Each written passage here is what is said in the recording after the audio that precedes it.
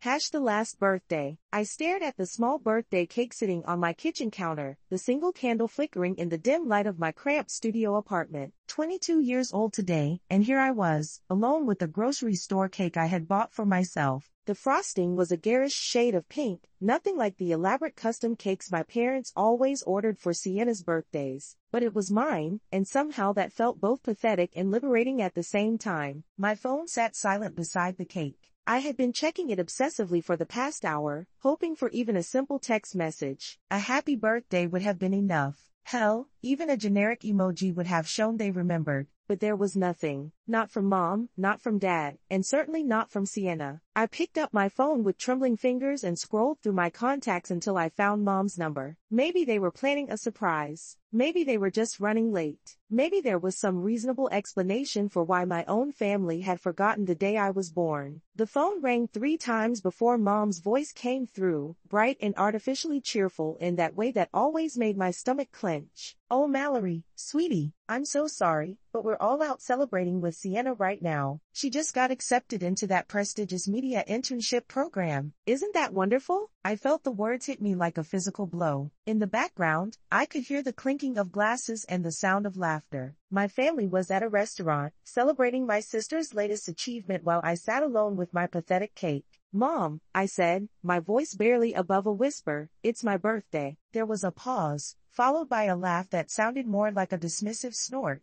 "Oh honey, don't be so dramatic. Sienna's news is much more important right now. We'll make it up to you later. You're an adult now. You shouldn't be so childish about these things." Before I could respond, I heard Sienna's voice in the background, loud and mocking. "Tell her not to be jealous. Do you want me to bring her some leftovers?" The sound of their laughter echoed through the phone before Mom hung up without another word. I sat there, staring at the dead screen, feeling something cold and hard settle in my chest. It wasn't sadness anymore. It was something much more dangerous, clarity. This wasn't the first time. It was just the latest in a long line of moments where I had been pushed aside, forgotten, made to feel invisible in my own family. But tonight, something was different. Tonight, I didn't want to cry or make excuses for them. Tonight, I wanted to do something about it. I grabbed my keys and headed for the door, leaving the cake behind. If my family couldn't be bothered to celebrate with me, I knew someone who would. Riley opened her door before I could even knock, as if she had been waiting for me. Her warm brown eyes immediately filled with concern when she saw my face. "Mal, what's wrong? I thought you were having dinner with your family tonight." "They forgot," I said simply, and somehow saying it out loud made it feel less devastating and more infuriating. "They're out celebrating Sienna's internship instead." Riley's expression darkened, but before she could say anything, Ellen appeared behind her, followed by Dana. The 2 women who had become like surrogate mothers to Riley after her own parents died had also become a source of warmth and acceptance I had never experienced in my own home. "Did I hear that correctly?" Ellen asked, her voice sharp with indignation. "They forgot your birthday?" "Oh, honey," Dana said, wrapping me in one of her famous hugs that smelled like vanilla and cinnamon. "Come in. We're going to fix this right now." What happened next was something I had never experienced before. Within an hour, Ellen and Dana had transformed Riley's apartment into a birthday celebration that put every party my parents had ever thrown to shame. They had somehow produced balloons, candles, a homemade cake that actually tasted good, and even a few of Riley's friends from work who had dropped everything to come celebrate with a person they barely knew simply because Riley had asked them to. As I sat surrounded by people who had chosen to be there, who had put effort into making me feel special, I felt something shift inside me. This was what a family was supposed to feel like. This was what love looked like when it wasn't conditional on achievement or convenience. I pulled out my phone and took a picture of all of us gathered around the beautiful cake Ellen had made, everyone laughing and singing an off-key but enthusiastic version of Happy Birthday. Without hesitation, I posted it to Instagram with a caption that felt like the truest thing I had ever written. 22 years old, incredibly grateful for the people who chose to be here with me tonight. Finally found a real family that knows how to love.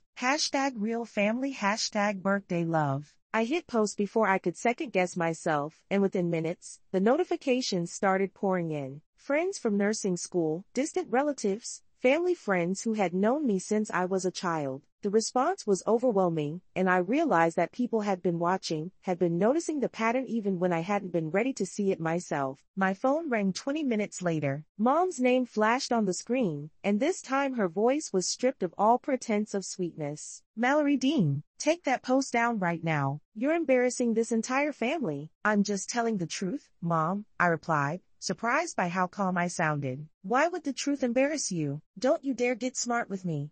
Dad's voice came through as he grabbed the phone. "You take that down now, or you'll regret it." "Are you threatening me, Dad?" "I'm telling you how it's going to be. If you don't take that post down and apologize for this little stunt, you can forget about any help from us. No more tuition money, no more car insurance, nothing. Let's see how you manage on your own." I felt a slow smile spread across my face. "Dad, are you sure you want to threaten me with cutting off my tuition? Because I haven't used your money for school since last year. The Helen Grace Scholarship Fund has been covering my nursing program. I guess you never noticed when the bills stopped coming to you." The silence on the other end of the line was deafening. In that moment, they realized they had lost their most powerful weapon for controlling me. "We're coming over there," Dad finally said, his voice dangerous. "We need to talk about this face to face." They showed up 40 minutes later like a storm front, all three of them pushing through Riley's door with the kind of entitled anger that comes from people who have never been told no. Dad's face was red with rage, Mom looked like she had been crying, and Sienna trailing behind them with an expression of curious malice, like she was attending an entertaining show. "What the hell is wrong with you?"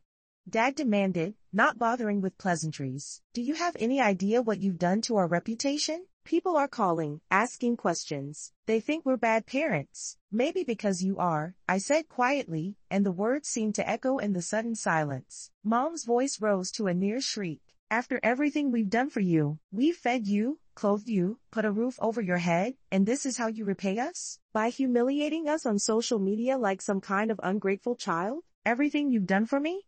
I laughed, and it was a sound I didn't recognize coming from my own throat. "When was the last time you came to one of my clinical rotations? When was the last time you asked about my grades? When was the last time you remembered my birthday without me having to remind you?" "You're being ridiculous," Sienna chimed in, her voice dripping with the kind of superiority she had perfected over years of being the golden child. "You should be grateful. Everyone knows I'm the talented one in this family. You should be happy to support that instead of being jealous." "Jealous?"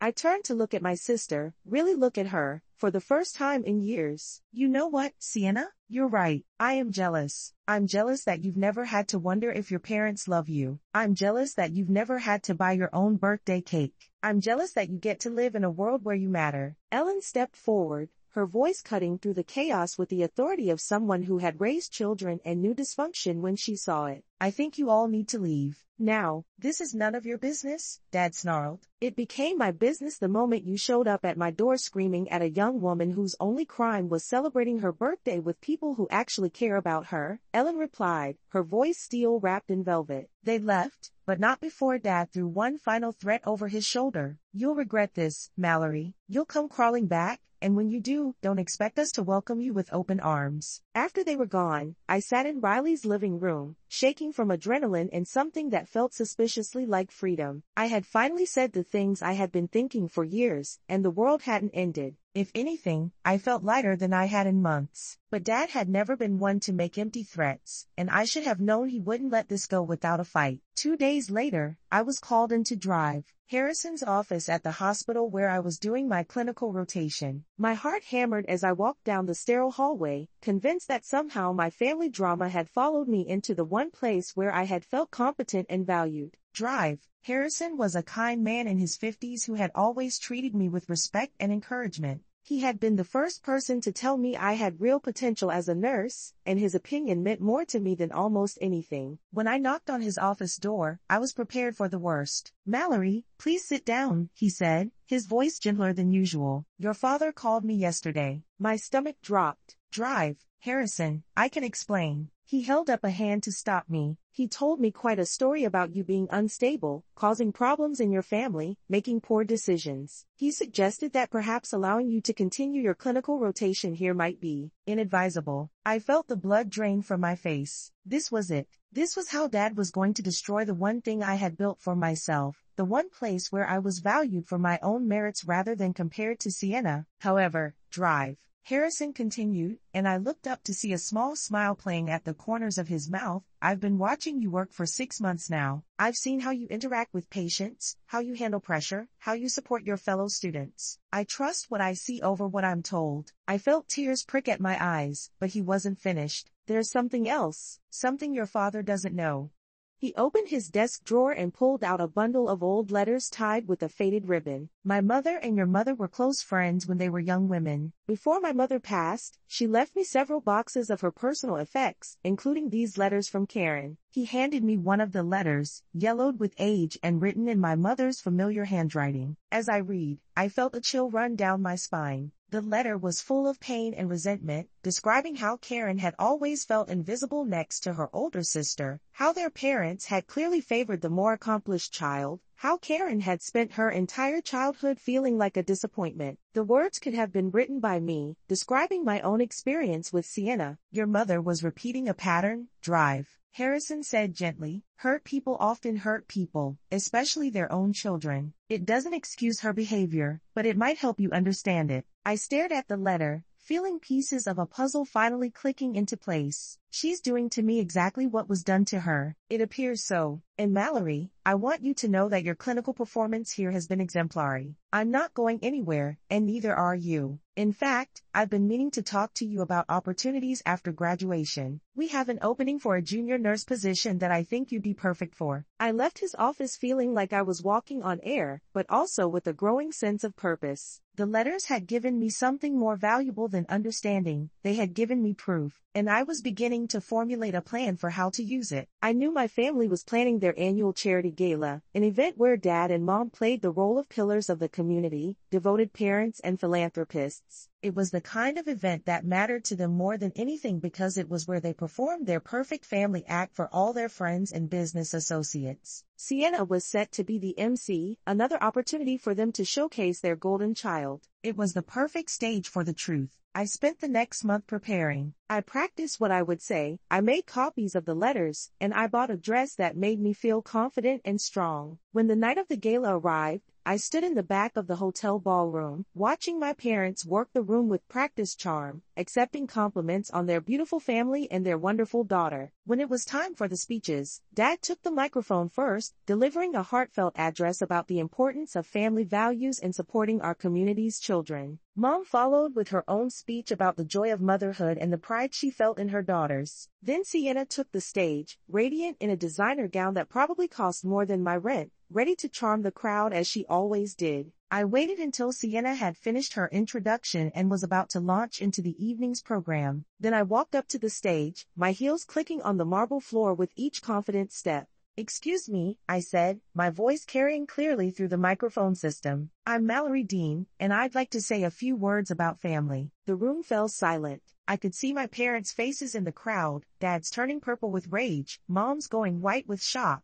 Sienna stood frozen at the podium, her mouth slightly open. "My parents have been talking tonight about the importance of family love and support," I continued, my voice steady despite the adrenaline coursing through my veins. "I'd like to share a story about what that really looks like." I pulled out one of my mother's letters and began to read selected passages aloud, my voice carrying to every corner of the silent ballroom. She was always the star, and I was just the shadow. Mom and Dad never saw me. I was never good enough, never smart enough, never worthy of their attention. I spent my whole childhood wishing I could disappear, because being invisible hurt less than being constantly compared and found wanting. I looked up from the letter and met my mother's eyes across the room. "These aren't my words. These are the words of Karen Dean, written about her own childhood. And the saddest part is that instead of breaking this cycle, she chose to repeat it with her own daughter." The silence in the room was deafening. I could see phones being pulled out, people recording, the social media machine already beginning to turn. "The perfect family you've been hearing about tonight is built on a foundation of favoritism and emotional neglect," I continued.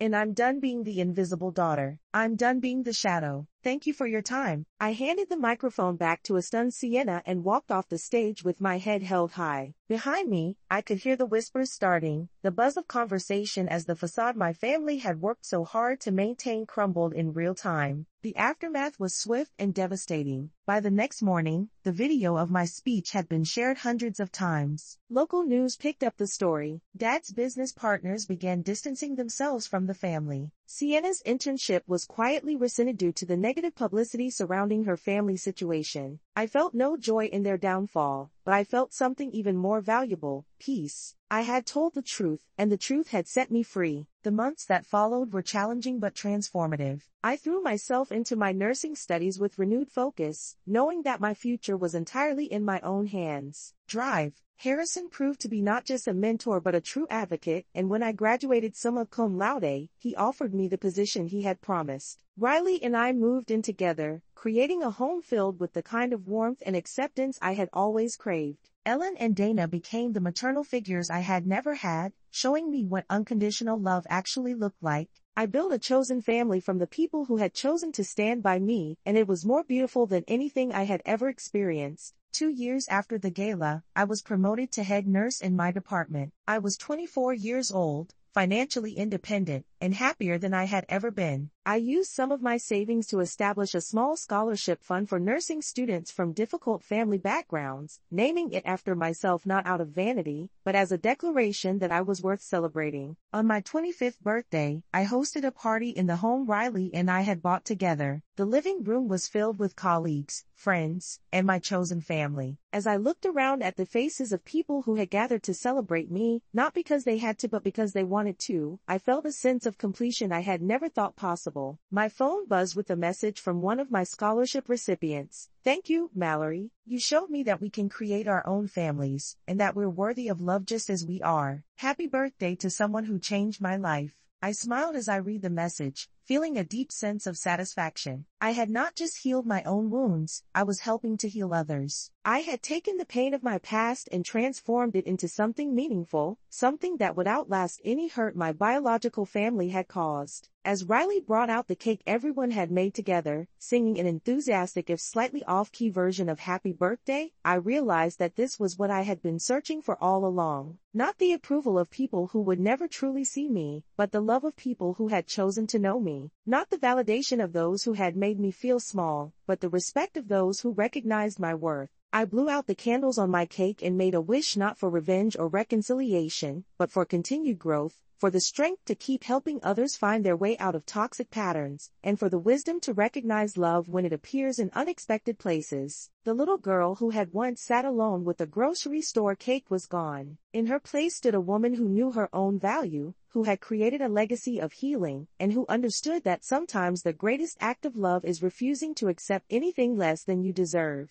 That night, as I cleaned up the wrapping paper and empty cake plates, I found myself thinking about my mother's letters. I understood now that hurt people do indeed hurt people, but I had chosen to break that cycle. Instead of passing on the pain, I had chosen to pass on hope. My phone sat silent on the kitchen counter, but for the first time in my life, I didn't need it to ring. I didn't need validation from people who had proven themselves incapable of giving it. I had everything I needed right here, in the life I had built with my own hands and the family I had chosen with my own heart. And that, I realized, was the greatest birthday gift of all.